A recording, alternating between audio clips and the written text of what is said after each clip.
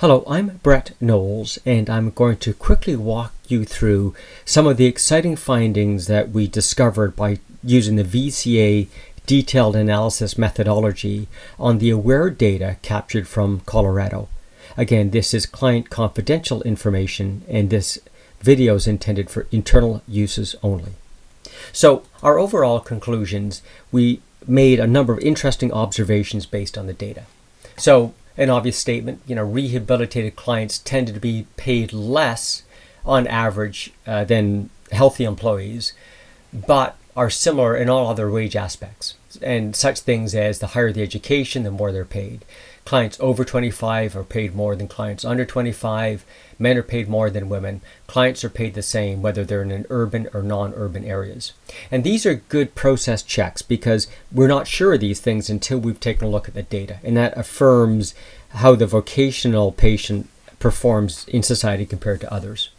So on that understanding, what we then went on to discover is, clients with a high school education or higher are more likely to pursue further education. In other words, if you don't even have a high school education, you're unlikely to take vocational rehabilitation, which includes furthering your education. But the higher the education, the more money you make, and you're more likely to move up only one level of education. So if you have a high school degree, you might get a bachelor's. If you're a bachelor's, you might get a master's, but only one level up. What we did learn is that some institutions end up with higher earnings than graduates from other institutions. And so let's take a look at some of those findings. Let's take a look at wages by employment and county. So first off, to explain the chart, the blue bars represent the hourly wages. And so on the left side, we have full-time employees, and on the right, part-time employees. And the orange shows us the average weekly wage. So what we can see is for full-time employees, on average, they earn more on a weekly rate and on an hourly rate. So again, the blue is the hourly rate. We can see what full-time make versus part-time. And we can see what the average is. And this is by county and location. So we can see that obviously we want to push our rehabilitation clients towards full-time employment where possible. If we compared the wages earned if the client was unemployed at application date compared to employed, you can see unemployed people actually earn less than employed people. So the trick here is we want to try to keep our patients employed as much as possible through the process. If we keep them employed, they end up earning more, whether they're full-time or part-time after vocational rehab. So here are actionable observations that we passed on the client. Right? Clients that were employed at application tended to earn more after closure than those who were not employed. Therefore, we recommend that you focus on keeping participants employed. So clear actionable outcomes from the detailed analysis. We saw other things as well. So for example, if we take a look at average weekly earnings by job category, things like executives, technicians, professionals earn more than sales workers, laborers, service workers. And so this sort of analysis helps guide us towards what rehabilitation strategy a client should undertake. We also took a look at wages by location, and you can obviously see there's a big disparity across the state of what your earnings are likely to be. So between your starting point of education, where you happen to be living, and what you would like to take up through vocational rehabilitation, we're going to be able to better predict what your earnings might look like.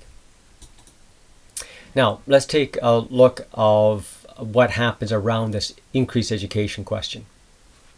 So we took a look to see how many people took additional education or not. So green indicates those that did do additional education. Red indicates those that didn't.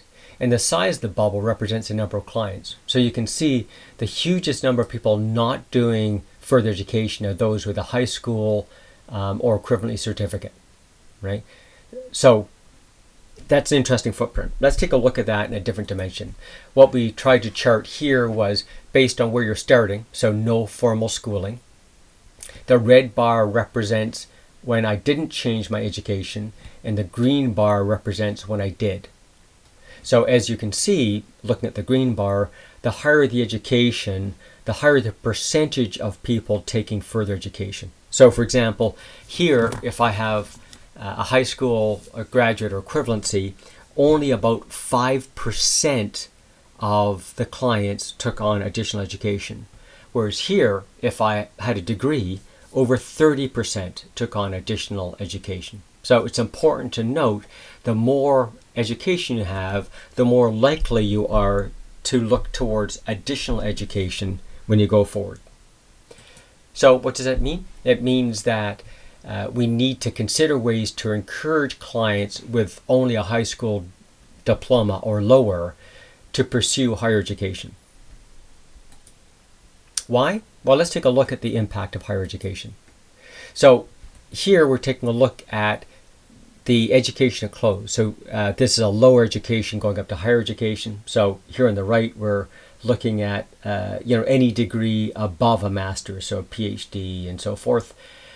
You can see that obviously the more education you get, the more you earn. So in this particular case, we can see here's the Colorado living wage. And if we take a look at people that have, through vocational rehab, taken on a bachelor's degree or master's, the red bars, that they're all actually above the Colorado living wage. So this is obviously a desired state. If we have vocational certificates and so forth, we're slightly below the wage. And obviously if we have a significantly higher education, we're significantly above the Colorado living wage. So again, this is clear evidence. The more education you get, the more that you earn. So the action clearly is to strongly encourage clients to gain a higher education. So the analysis is helping uncover a systemic issue that we did not know about before, allows us to quantify that and make sure it's material, and then make recommendations according to that. Let's take a look at a couple of other things. Impact of procedure. So down the left, we've taken a look at different procedures, from family counsel up to homemaking personal assistance. And the purple bar represents the wages that these people are making application date, and then the orange is a closing date. So you can see, for example, if you got a vocational school degree or certificate, at start you're earning here, by the time you're done, you're up here. So if you take a look on average, all these purple lines are way down the left here. There's a significant benefit to these different procedures. Some proportionally are bigger than others. So for example, you can see here, some of these bars show that, for miscellaneous training, whatever that might be, there wasn't that big of a gain. But if I take a look at, things like foreign language interpreting, a huge gain. So again, allows us to begin assessing the different activities people have been through. So hopefully that was useful to you. Our goal here was just to give you some examples of more detailed analysis that we've done and the sorts of decisions we've been able to aid the agency in making.